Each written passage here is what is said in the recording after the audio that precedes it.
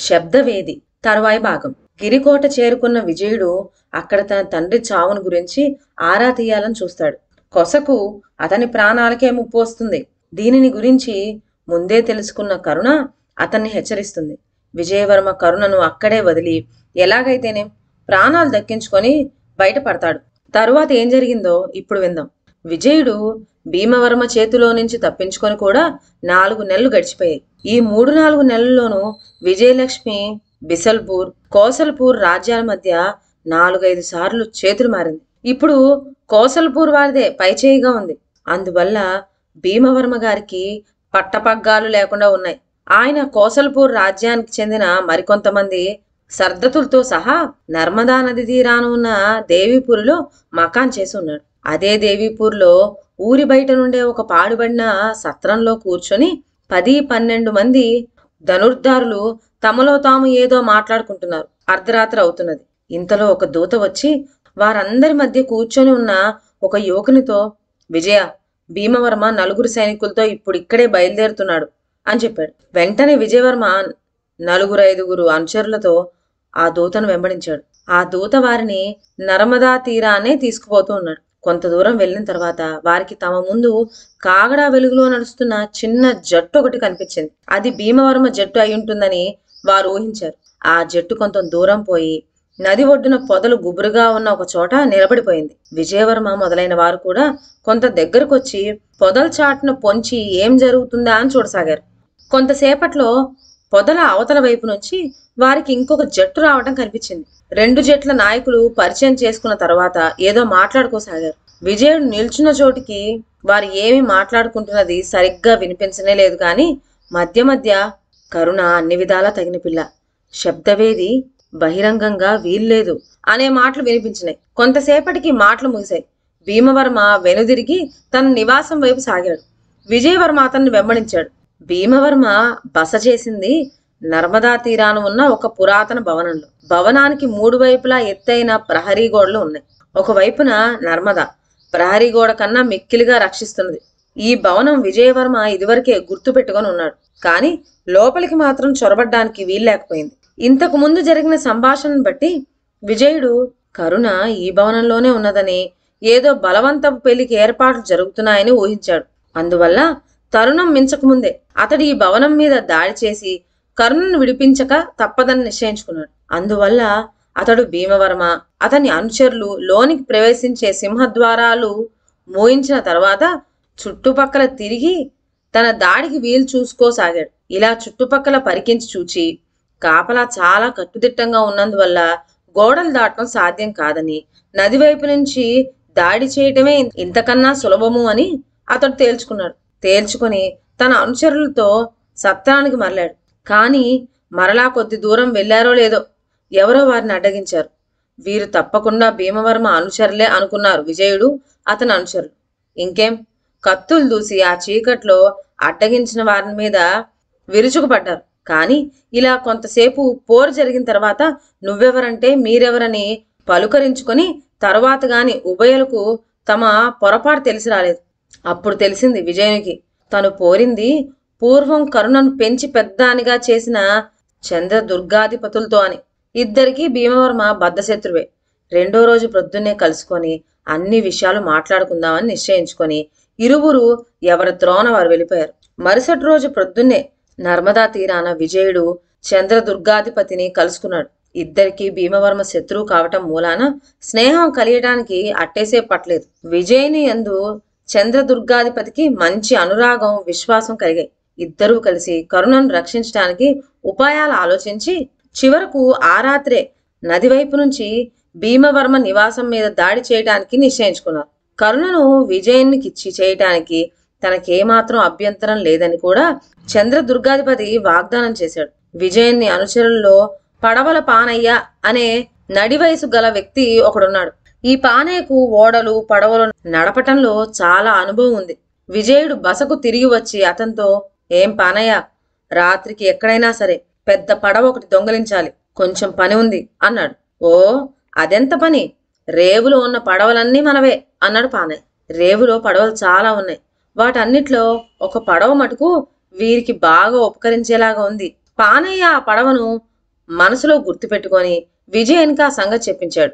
చీకటి పడేటప్పటికి చంద్రదుర్గాధిపతి తన అనుచరులు 20-25 మందితో అక్కడికి వచ్చాడు. విజయుడు కూడా తన అనుచరులను 20-25 మందిని సిద్ధం చేసుకున్నాడు. ముందు ఒక 5గురు నిశ్శబ్దంగా ప్రాకి పడవ ఎక్కేశారు. ఎక్కి కాపలా కాస్తున్న 2 మనుషుల్ని నోట్లో గుడ్డలు కుక్కి కాళ్ళు చేతులు కట్టివేసి నిశ్శబ్దంగా ఓడకు చేరారు.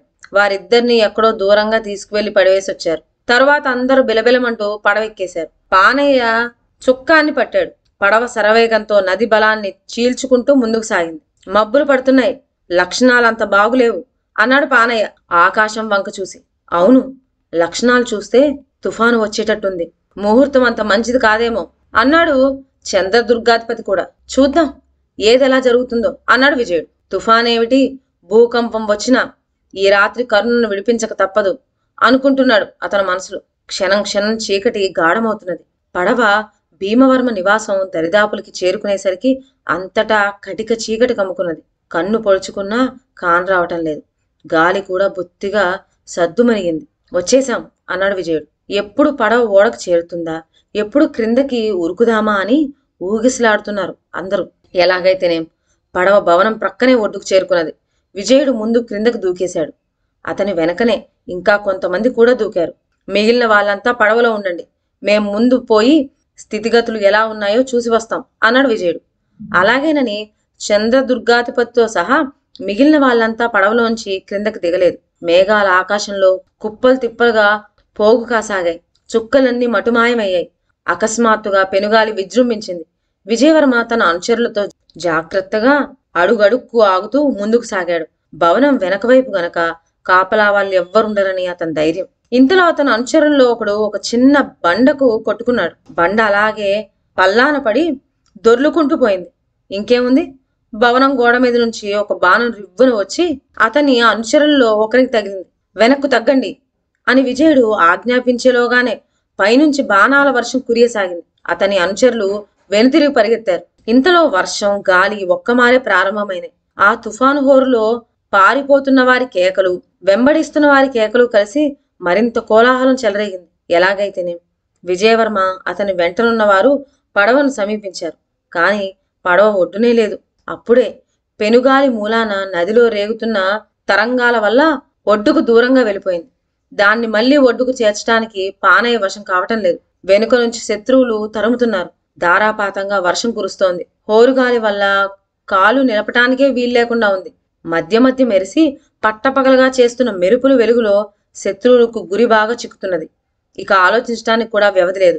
విజయవర్మ అతని అనుచరులు నిర్భయంగా నదిలో దూకేసి పడవ వైపు ఈదు కొనసాగారు. శత్రువులు ఒడ్డున వచ్చి నిలబడి ఈదుతున్న వారి మీదకే గాక పడవలో ఉన్న వారి మీద కూడా బాణాలు కురిపించసాగారు. నదిలోని బాణాలు తగిలిన వారు అంతు లేకుండా కొట్టుకుపోయారు. పడవ ఎక్కుతూ ఉండగా బాణాలు తగిలిన వారు జారి ఎలానో పడి కొట్టుకుపోయారు. పడవ మీద ఉన్నవారు కూడా కొంతమంది గాయాలు తగిలాయి. వారికి బొత్తిగా రక్షణ లేకుండా ఉంది. వారు కూడా సాహసం వీడకుండా బాణాలు వదలసాగారు. కాని రాళ్ల చాటున పొదల మాటున దాక్కొనటానికి శత్రువులకు కావాల్సినంత అవకాశం ఉంది. వారి దాడి ఈ విధంగా అగచాట్ల పాలై ఊరుకుంది. చివరకు ప్రాణాలు దక్కించుకొని బయటపడితే చాలని దేవునికి మొక్కుకోసాగారు. తుఫాన్ తావులకు పడవ ఎండుటాకుల్లా ఊగుతున్నది. ఈ క్షణమో మరో క్షణమో తలక్రిందులయ్యేటట్టు ఉంది. పడవ మీద హాహాకారం చెలరేగింది. పడవ అవతలి ఒడ్డు కన్నా చేర్చు పానయ్య అన్నాడు రొప్పుతూ విజయవర్మ. కాని ఆ తుఫాన్లో పడవను అవతల ఒడ్డుకు చేర్చడం అంటే మాటల. ఇంతలో ఒక బాణం వచ్చి చంద్రదుర్గాధిపతికి తగిలింది. గాయపడి క్రింద పడిన అతన్ని పెడగా మోసుకెళ్లారు. గాయం గట్టిగా తగిలింది.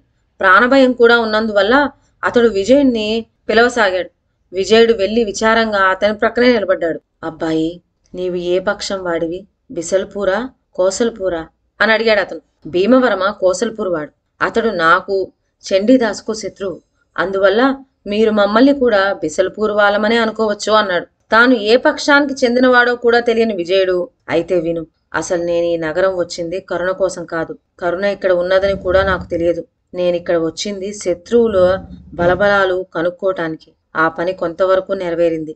కానీ నేనసలు బ్రతుకుతానా లేదా అనే అనుమానం కలుగుతున్నది. నేను నీకొక వ్యక్తి పేరు చెబుతాను. నేనే చనిపోయిన పక్షంలో నీవు ఆ వ్యక్తి వద్దకు వెళ్ళి ఇక్కడ స్థితిగతులన్నీ చెప్పాలి. అతడు నిన్ను బిసల్పుర దీశ్వారునికి కూడా పరిచయం చేస్తాడు. ఏమో నీ అదృష్టం ఎలా ఉందో ఎవరు చెప్పగలరు అన్నాడు చంద్రదుర్గాధిపతి. మరి కరుణ సంగతి ఏమిటి అన్నాడు విజయుడు. ఆ విషయం ఇక నేనేమీ చేయలేను. ఇక నువ్వే ప్రయత్నం చేసుకోవాల్సిందే. ఇవాళ నా చేతనైనది నేను చేశాను అన్నాడు చంద్రదుర్గాధిపతి. కానీ మీరేం నిరాశ చెందనక్కర్లేదు. మనం శత్రువుల బాణాలు బారిన దాటి వచ్చేసాం. కొంచెం సేపట్లో ఒడ్డుకు చేరుకుంటాం. మీ గాయం కూడా మానిపోతుంది అన్నాడు విజయుడు. ఏది ఎలాగైనా నా చింత తీరిపోయింది అన్నాడు చంద్రదుర్గాధిపతి. నిజంగా మరికొంతసేపటికల్లా వారు ఒడ్డుకు చేరుకున్నారు. అప్పుడే తూర్పు కొంచెం తెల్లవారుతూ ఉన్నది. విజయవర్మ అతని అనుచరులు పడవను రేవులో కట్టివేసి భిన్న హృదయాలతో ఒడ్డును దిగారు.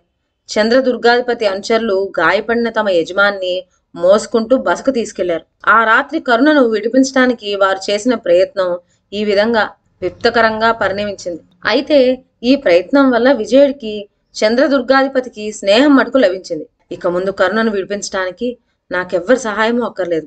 స్వశక్తి మీదనే ఆధారపడతాను అనుకున్నాడు విజయుడు వజ్ర సంకల్పంతో. తర్వాత ఏం జరిగిందో నెక్స్ట్ వీడియోలో విందాం. అంతవరకు సెలవు. నా ఛానల్లోని కథలు మీకు నచ్చినట్లయితే నా ఛానల్ను లైక్ చేసి సబ్స్క్రైబ్ చేయండి. షేర్ చేయడం మర్చిపోవద్దు. కొత్త కథల నోటిఫికేషన్ కోసం బెల్ ఐకాన్ ప్రెస్ చేయండి. Thank you.